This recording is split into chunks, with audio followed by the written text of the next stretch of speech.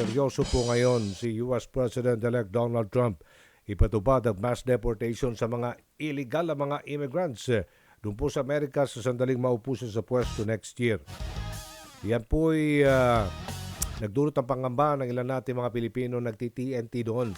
Ano kaya ang mainam na gawin ng pamahalaan? Handa na ba tayo para sa mass deportation nila? 250 to 300,000 ang mga Pinoy? Illegal ang mga immigrants mo sa naninirahan, nagtatrabaho doon sa Amerika. Ayan po, ipag-usapan natin, ha? With! Kailang, ha? Congresswoman Maria Rachel Arenas ng Pangasinan 3rd District. Kong Arenas, ma'am, magandang umaga. Good morning. Morning Magandang po. umaga, Aljo, at sa lahat po ng ating nakikinig po sa atin. Good morning, everyone. Opo, ano pong dapat paghandaan ng Pilipinas dito sa mass deportation ng mga Pinoy illegal immigrants sa Amerika, ma'am? Una po sa lahat, hindi naman po agad-agad ma-operationalize yung sinabi ni President Trump, President-elect Trump. Second, most of the 200,000 Filipinos have filed for residency, so technically they're not legal. Yeah. But if and when, and ang sabi nga ho ng ating ambassador doon, that it's better for them to do voluntarily, that they should go home. But if and when that happens, which will take a little more time, yung mga ahensya ho natin, like the DFA, the DMV, the overseas workers, they're preparing naman to have a livelihood sustainable programs for them. It would take all the agencies to work together to make it work for these Filipinos that will be coming home. Okay. It's not, of course, it's not going to be easy, but I believe that we should not worry them or their families because the government is slowly preparing for them.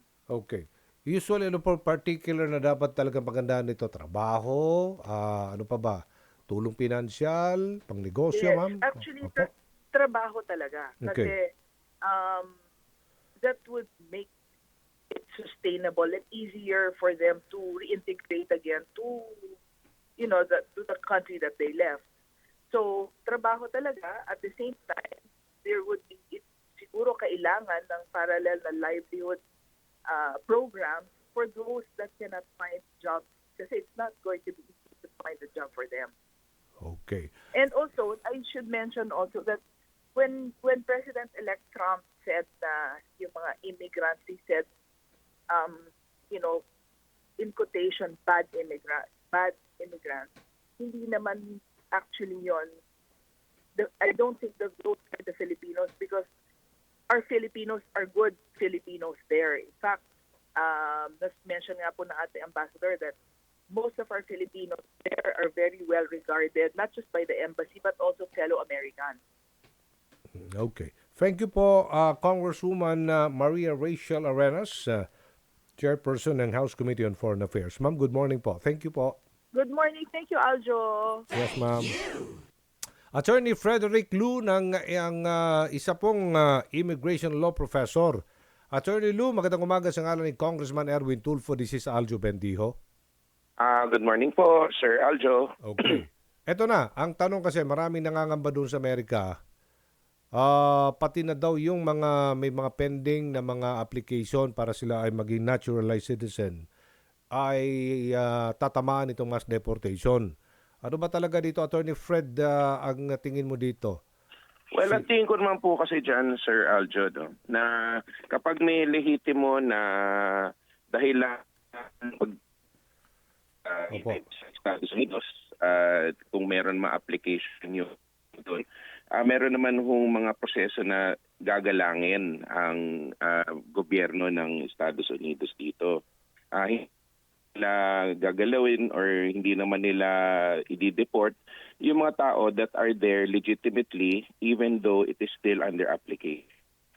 Ang target kung US administration. Opo, okay. Go ahead po. Napuputulo kayo. Sige, hello. Narinig niyo na po ako, ako, sir? Okay na po.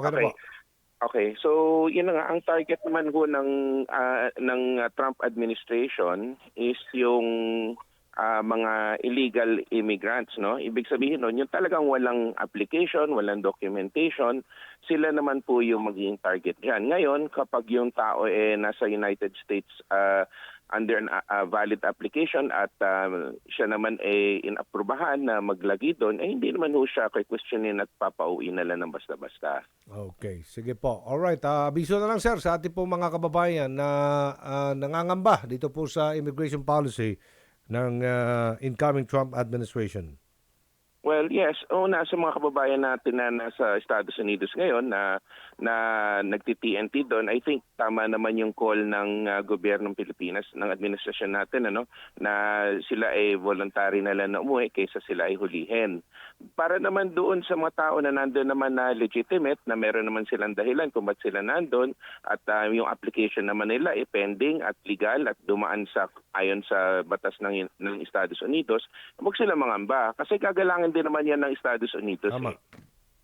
Batas po yan, di ba? Susundin nyo yung batas. Yes. Opo. Pag wala talaga, illegal ka talagang naninirahan, wala ka dokumento, yan, delikado ka. Yes, Kahit kasi saan ganoon naman, din naman, kasi ganoon din naman tayo sa mga illegal na Dito. mga tao dito sa Pilipinas, yun na nga. 'di ba? So we can expect that also from them. Okay. Thank you po, Attorney Frederick Lu, isang immigration law professor.